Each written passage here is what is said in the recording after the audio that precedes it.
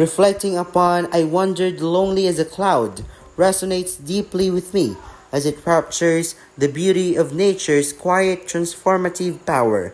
The image of golden daffodils reminds me of moments of solitude where reflection leads to a sense of inner peace.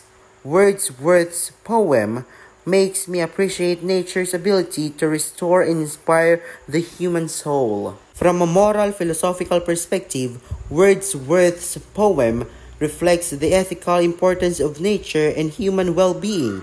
The daffodils symbolize a connection to something greater, suggesting that moments of natural beauty nurture the spirit.